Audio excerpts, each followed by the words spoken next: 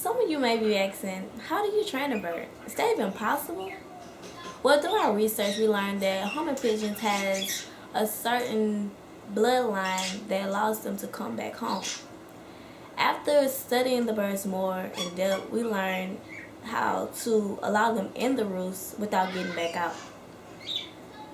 I personally take the birds, put them in a cage, and put them on top of the roof so they can look around. When it's time for them to come in, always take a bottle with BBs in it, shake it, and that tells them it's time to eat.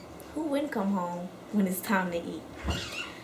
Then I let them back in the trap. It takes weeks to allow them after they're taken from the nest to finally start flying. During that week of allowing them to actually fly and know where their surroundings at, they're already on the roof, start training. Then after roof training, which means they sit on top of the roof, we let them go on the roof. Then call them in to make sure they understand what the call in for the food means. Then we start across the street, letting them back in where they can see the roost, and then start taking them down and further down from different angles of the street to make sure that they are ready to go long distances.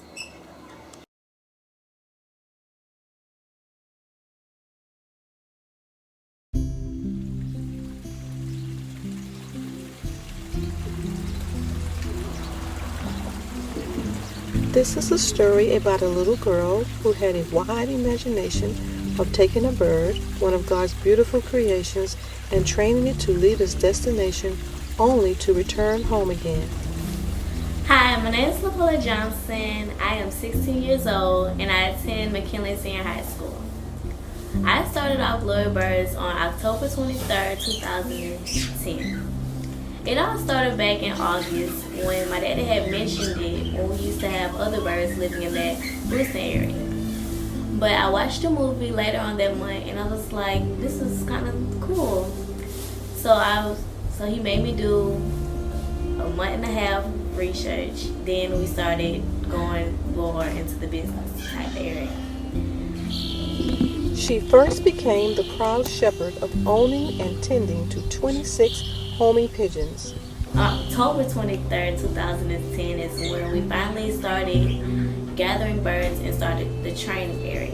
I had to learn 3 different trainings and I started off the business with those trainings. And now the proud owner and founder of her new business, Glory Birds, she has trained the birds to not only be released properly, but she has also trained them to return back home safely.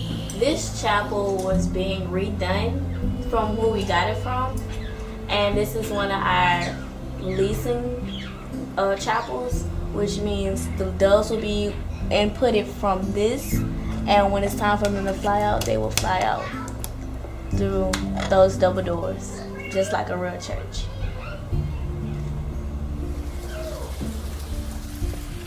With a heavy load of academics as a high school student and the commitment of tending to her new business of birds, a fearless and brave Laquilla takes on new added responsibilities. However, her most challenging and fearful task was taking on the responsibility of tending to her brother's farmer pet, Webby.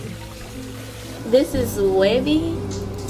He started off as my brother's experiment, or what you would call a want, but later on he had got pushed down to me. And the first day that we got him, I used to be really scared of spiders, but later on that night I actually held him and allowed him to crawl on my hand.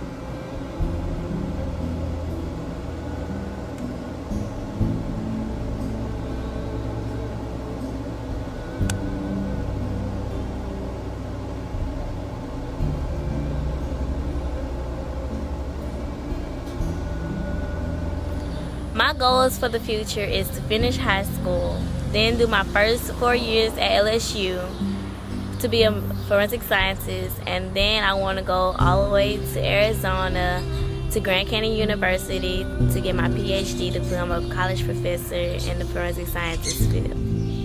And as it stands, birds will always be a part of her life. And on a sun-filled day while riding down a particular street in a small community, one just might have the glorious opportunity of watching and viewing a most wonderful sight. A little girl with a great vision bringing her dream to fruition.